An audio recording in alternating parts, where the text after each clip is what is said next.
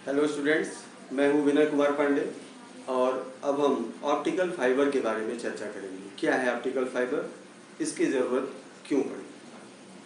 Optical fibre का सबसे ज़्यादा उपयोग टोटल इंटरनल रिफ्लेक्शन TIR की वजह से होता है, या आप कह सकते हैं TIR का सबसे बेस्ट एग्जाम्पल है ऑप्टिकल फाइबर। ऑप्टिकल फाइबर का मुख्य कार्य टेलीकम्युनिकेशन में है, यानी यहाँ पे एक अच्छा ट्रांसमिट भी करता है सिग्नल्स को। अब सिग्नल किसी भी शेप में हो सकते हैं, लाइट के शेप में हो सकते हैं, ऑडियो के शेप में हो सकते हैं, डाटा के रूप में हो सकते हैं।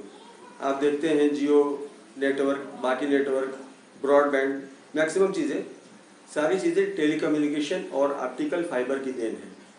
तो अब हम जानते हैं कि ऑप्टिकल फाइबर होता क्या है।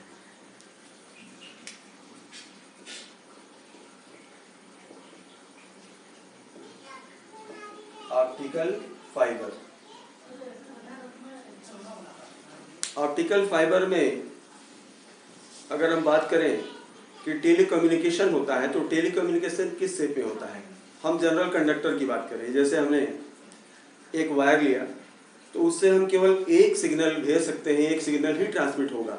और अगर हमें आवश्यकता हो कि हमें 100 सिग्नल एक साथ भेजने हो, 200 सिग्नल एक साथ भेजने हो, 300 सिग्नल एक साथ भेजे जा सकते हैं।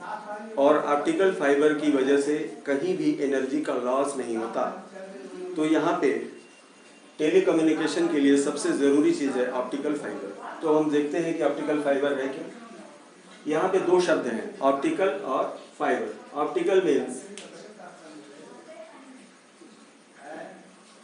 लाइट, प्रकाश। फाइबर मीन्स होता है रेशा, या रेशे की बजाय आप कहें इसको धागा, थ्रेड। यानी ये प्रकाश का थ्रेड है, लाइट का थ्रेड है। सवाल ये उठता है कि लाइट की थ्रेड बनेगी कैसे। तो हमें जिस रेशे को लेना है, जिस फाइबर को लेना है, उसकी स्थिति ही ये सारी चीज़ें आपको बताएगी। इस फाइबर की पोजीशन है 10⁻⁻7 मीटर के रेंज का ये बहुत पतला धागा है, बिल्कुल बाल के मोटाई के बराबर। और इस बाल के मोटाई के बराबर होने के बावजूद आप पाएंगे कि एक साथ 300 सिग्नल को ट्रांसमिट करने की जो स्थिति है वो केवल ऑप्टिकल फाइबर में ही है। अब हम दूसरी बात करें, इस ऑप्टिकल फाइबर में प्रकाश का इस्तेमाल किस प्रकार होता है। अभी हमने जाना है कि टोटल इंटरनल रिफ्लेक्शन के सहारे हम ये कार्य करते हैं। इसकी बनावट देखें क्या होती है। मैं यहाँ एक फिगर बना रहा हूँ। ये जो बीच का रेशा है, धागा है, ये आपका कोर कहलाएगा। इसको हम कोर कहते हैं, जो ऑप्टिकल फाइबर का सबसे महत्वपूर्ण हिस्सा है। इसके आगे एक और हिस्सा है जिसमें लगा हुआ है, इस हिस्से को हम कहते हैं क्लेडिंग। इसका एक नाम हिंदी में अधिपट्टन है, बड़ा मुश्किल काम है याद रख पाना, इसलिए हम लोग इसे इंग्लिश में यूज करते हैं, क्लेडिंग। और क्लेडिंग के ऊपर भी एक जैकेट लगी हुई है, ये सुरक्षा आवरण है जो जैकेट लगा हुआ है। अब चूंकि ये पतला सा वायर है, बिल्कुल 10⁻⁻7 बाल जैसा मोटा, तो अब इतनी पतली चीज को कवर करने के लिए ढेर सारी मोटी मोटी चीजें उसके ऊपर लपेटी गई हैं ताकि ये कवर हो पाए। अब एक जगह रख दिया, समुद्रों में, सागरों में, वहां से टेलीकम्युनिकेशन हो रहा है, चाहे जियो का हो, चाहे BSNL का हो, किसी का भी हो, तो ये सारी चीजें यहाँ पे इसके सहारे हो जाती हैं। अब हम देखते हैं कि वर्क कैसे करता है।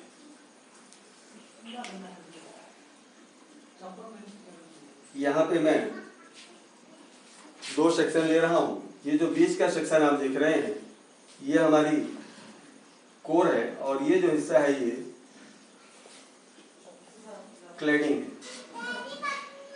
अब हम ये जानते हैं कि हमें इसके अंदर लाइट भेजनी है। ये कोर जो बना हुआ है शीशे का, जो पतला सा धागा है जिसकी बात अभी हमने की है, अब हमें यहाँ इसको एंगल बनाते हुए कुछ इस तरह से भेजना है। हमारी इंसिडेंट लाइट ये पहुंचती है अब इसको हम मान लें 40 के आसपास, 40 डिग्री पे हम रखें। जैसे ही यहाँ पहुँचती है, अब इसका μ1 और इसका μ2 आप रिफ्रैक्टिव इंडेक्स ले लें।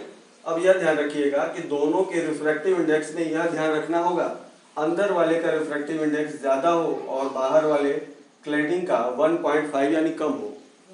जब प्रकाश यहाँ पहुँचा तो जाहिर सी बात है नीचे उतरेगा। इसके बाद फिर ये क्रिया, और ऐसे जितना दूर वायर होगा ये स्थिति आगे बढ़ती हुई चली जाएगी। अब यहाँ अगर हम देखें तो पूरा लाइट इस क्षण के भीतर ही रह जाता है, इस क्षण के बाहर नहीं निकलता। और हमें अगर यहाँ से बाहर चाहे कितना भी बड़ा तार हो, 1 किलोमीटर, 2 किलोमीटर, 150 किलोमीटर, तो यहाँ से बाहर जो लाइट निकलती है वो पूरी तरह से बिना एनर्जी लॉस किए हुए हमें बाहर मिलती है। क्योंकि यहाँ पे एक परत ये लगी है, दूसरी और एक ऊपर से हम जैकेट भी लगाएंगे, तो यहाँ एनर्जी लॉस होने की कोई चांस नहीं है। और लाइट इस प्रकार क्षण के साथ बिल्कुल गुजरती भी चली जाती है। अगर हम बहुत ज़्यादा बार मोड़ भी दें फाइबर को, 2-4 लपेटे भी लगा दें, टेढ़ी हो जाए तार, तो भी आप पाएंगे कि लाइट कहीं कहीं से मुड़कर फिर अपनी स्थिति में हो जाती है। तो ये जो फंक्शन है, ये जो वर्किंग है, ये इस सिद्धांत पर कार्य करती है कि यहाँ पे 1.5 रखा है आपने, यहाँ पे 1.7, तो लाइट कभी भी यहाँ से ऊपर नहीं आएगी, ये हमेशा अंदर ही टोटल इंटरनल रिफ्लेक्शन के केस में पहुँचेगी, जो आप देख पा रहे हैं। तो यहाँ टोटल इंटरनल रिफ्लेक्शन ही इसका मुख्य आधार है। अब हम लोग इसके बाद कुछ और नई चीज़ों को लेंगे, किस आधार पर इसका ट्रांसमिशन हो। लेट मी इरेज, मैं इसे मिटा लेता हूँ।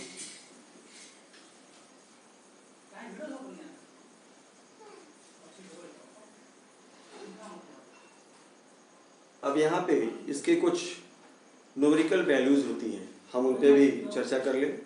ग्राह्य कोण है, ग्राह्य शंकु है, न्यूमेरिकल अपर्चर है, इन चीज़ों को भी हम ब्रीफली देखेंगे, कैसे प्रयोग करें, क्या वैल्यू होती है।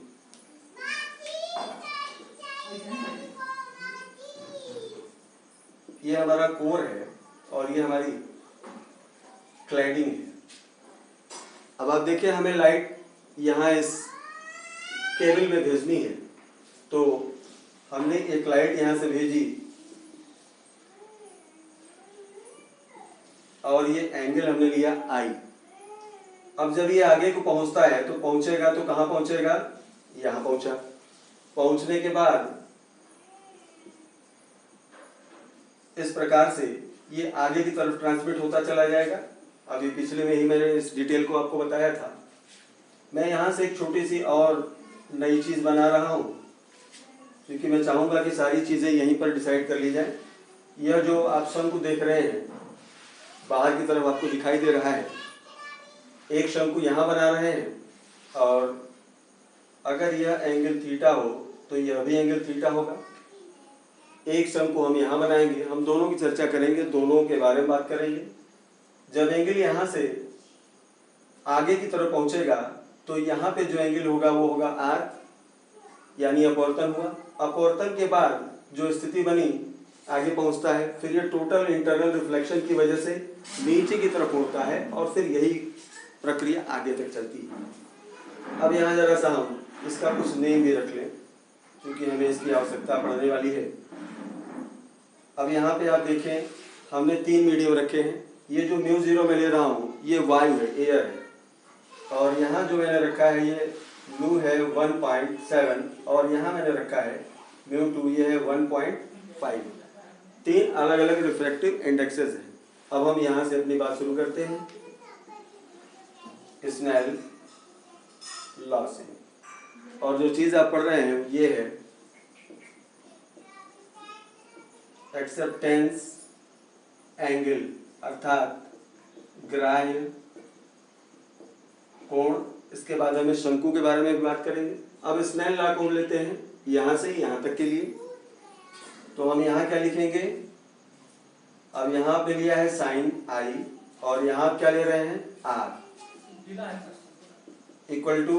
अब आप देखें, मैं पहले इस मीडियम को लेता था, तब इस मीडियम को, तो पहले आप इसको लें और इसके नीचे μ0 अब ये केस बनता है mu not sine i equal to mu one sine r. इसको हम इक्वेशन 1 बना लेते हैं। अब यहाँ पे थोड़ा न्यूमेरिकल वैल्यूज हैं, आप परेशान ना हो, स्टेप बाय स्टेप हम लोग करते चलेंगे। अब जरा यहाँ देखिए, हम साइन आर को यहाँ पे ले रहे हैं। हमें आर के बारे में जानना है कि आर है कितना। तो मैं इसको एक किनारे आपको समझाता हूँ। ये हमने त्रिभुज लिया ए बी डी। अब इस ए बी डी में आप देखें, आर है यहाँ पे, थीटा है यहाँ 90 है।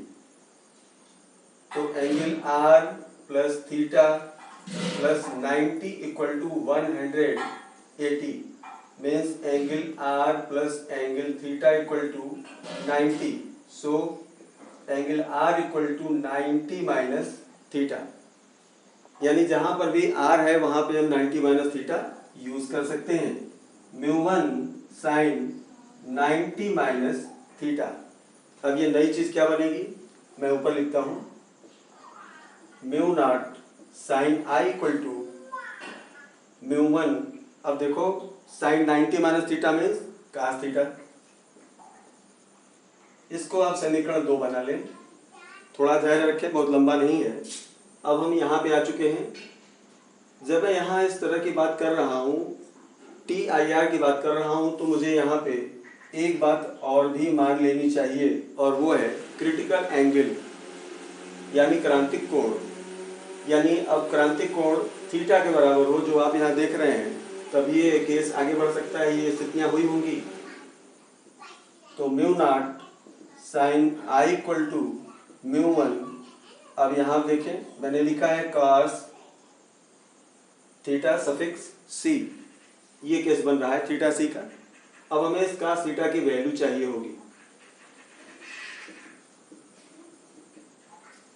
तो हम सिद्धांत से देखें, अगर हम क्रिटिकल एंगल की बात करते हैं तो पहले ही हमने कहा कि अगर क्रिटिकल एंगल की आप बात करते हो तो ये mu two upon mu one हुआ। इस क्रिटिकल एंगल की जब हम बात करेंगे, ये चीज़ें हमने पिछली बार बताई थी, फिर से बता देता हूँ। यहाँ पे स्नेल का मैंने यूज़ किया है, स्नेल लॉ का, that is mu two upon mu one. यहाँ से अगर हम कॉस लें, कॉस थीटा सी, तो ये होगा बच्चों 1 minus mu two upon mu one का स्क्वायर। इसको मैं सॉल्व करता हूँ, म्यू वन का स्क्वायर माइनस म्यू टू का स्क्वायर अपान म्यू वन का स्क्वायर। अब ये म्यू वन बाहर निकलेगा, म्यू वन का स्क्वायर माइनस म्यू टू का स्क्वायर अपान म्यू वन। अगर यहाँ तक आपको दिक्कत नहीं है तो मैं इसको इरेज कर देता हूँ। यहाँ तक कर लिए आप लोग ना। अब इसको मैं इरेज करता हूँ या एक किनारे लिखता हूँ। आई होप कि यहाँ दिखाई दे रहा होगा। अब ये वैल्यू cos थीटा सी की हम यहाँ पुट कर देते हैं। इसे भी आप समीकरण 3 बना लो। मैं 3 में यह मान रखने जा रहा हूँ cos थीटा सी का। Mu zero sine i equal to mu one into mu one का स्क्वायर माइनस म्यू टू का स्क्वायर अपान म्यू वन। यहाँ से आप देखें म्यू वन और mu one cancel out. Sine i equal to mu one का square minus mu two का square upon mu not. ये सिचुएशन बनी है साइन आई के लिए, और हमें क्या चाहिए, ये एंगल चाहिए। तो angle i equal to sine inverse under root mu one का स्क्वायर माइनस म्यू टू का स्क्वायर अपान म्यू नॉट। ये जो एंगल है ये कहलाता है ग्राह्य कोण। तो यहाँ तक हम लोग आ गए। अब अगला टॉपिक में ले रहा हूँ ग्राह्य कोण के बाद। अब हम देखेंगे, ग्राह्य कोण हमने ले लिया। अब हमारी बात होगी यहाँ पर, जिसे हम आप देख रहे हैं यहाँ पे दो अलग अलग, यहाँ पे एक कोण यहाँ दिखाई देता है, और अगर इसको भी हम इस तरह समझें तो एक कोण यहाँ भी दिखाई देगा। इस कोण का नाम है ग्राह्य शंकु, एक्सेप्टेंस कोण जिसकी हमें बात करनी है, यहाँ भी दिखाई दे रहा है, यहाँ भी दिखाई दे रहा है। यहाँ दो अलग अलग शंकु हैं जिसमें हमको चर्चा करनी है इस बात की, जिसे हम एक्सेप्टेंस कोण कहते हैं। ग्राह्य शंकु, एक्सेप्टेंस कोण। बच्चों यहाँ अगर आप देखें जिस कोण की मैं बात कर रहा हूं उस पे एंगल कितना आएगा, इधर है थीटा और इधर है थीटा, तो दोनों मिला के कितना हुआ 2 थीटा। तो यही जो कोण बन रहा है यहाँ से शंकु को बना रहा है, यही आपका ग्राह्य शंकु कहलाता है। तो हम यहाँ पे एंगल 2 थीटा लेंगे और थीटा के लिए आपने क्या निकाल रखा है, आपने साइन आई के लिए निकाला हुआ था। हम सेम उसी चीज को फिर से इस्तेमाल कर लेंगे। तो 2 इंटू थीटा के लिए हमने यूज किया था साइन इनवर्स अंडर रूट म्यू1 का स्क्वायर माइनस म्यू2 का स्क्वायर अपान म्यू0। तो ये स्थिति बनेगी आपकी ग्राह्य शंकु की। यह भी जरूरी होता है कि ग्राह्य शंकु का क्या एंगल होना चाहिए ताकि हम ऑप्टिकल फाइबर का यूज कर सकें। अब एक आखिरी टर्म इससे जुड़ा हुआ हम लोग वो भी डिस्कस कर लें। NA means numerical aperture. Numerical aperture का क्या अर्थ हुआ, आप देख रहे हैं यहाँ से लाइट भेजी जा रही है, तो कितनी लाइट ये ऑप्टिकल फाइबर यूज कर लेगा, कितनी लाइट इसके अंदर भेजी जा सकती है, उसकी जो मात्रा होती है वो न्यूमेरिकल अपर्चर कहलाती है। इन सब का बड़ा अच्छा उदाहरण आप देखते होंगे बाजारों में, एक झाड़ू जैसी चीज निकली होती है बाहर, पतले पतले बाल जैसी, नीचे से लाइट जल रही होती है, लाइट एकदम ऊपर दिखाई देती है, लगता है कि बिल्कुल लाइट से उसको रंग दिया गया है। वहाँ विशेषता उसकी नहीं, वहाँ एंगल की विशेषता है। और वो किसकी वजह से, इस ग्राह्य शंकु की वजह से, क्योंकि लाइट 40 डिग्री के आसपास भेजी जाएगी तो लाइट उस फाइबर पर बिल्कुल किनारे तक जलेगी, बीच में कहीं नहीं जल रही है, पूरी लाइट 40 डिग्री पे एकदम कलरफुल आपको दिखाई देगा। यहाँ पे इसी से जुड़ा हुआ है न्यूमेरिकल अपर्चर। तो न्यूमेरिकल अपर्चर भी हम देख लें। अब न्यूमेरिकल अपर्चर में हमने बात की कि कितनी लाइट जानी चाहिए, तो जितना एंगल होगा उतनी ही लाइट जाएगी। यानी हमें यहाँ बात करनी है थीटा की। तो थीटा के बारे में हमने क्या कहा था इसके पहले, this is sine theta C, critical angle के लिए। तो आप क्या लिखोगे यहाँ पर, दैट इज म्यू1 का स्क्वायर माइनस म्यू2 का स्क्वायर अपान म्यू0। अब जरा सा यहाँ थोड़ी देर के लिए मैं रुक रहा हूँ, इस म्यू0 के बारे में बात कर लूँ। ये बाहर है शंकु, यहाँ पे म्यू0 की जो वैल्यू है वो वायु की स्थिति है, एयर की स्थिति है। तो फॉर एयर म्यू0 इक्वल टू 1, रिफ्रैक्टिव इंडेक्स कितना होता है, 1 होता है। सबका अलग अलग मैंने लिखा हुआ है, तो ये वैल्यू मैं यहाँ पुट कर देता हूँ। तो थीटा इक्वल टू म्यू1 का स्क्वायर माइनस म्यू2 का स्क्वायर अपान 1, या आप कह सकते हैं म्यू1 का स्क्वायर माइनस म्यू2 का स्क्वायर। ये पोजीशन बनती है न्यूमेरिकल अपर्चर। अब यहाँ पर एक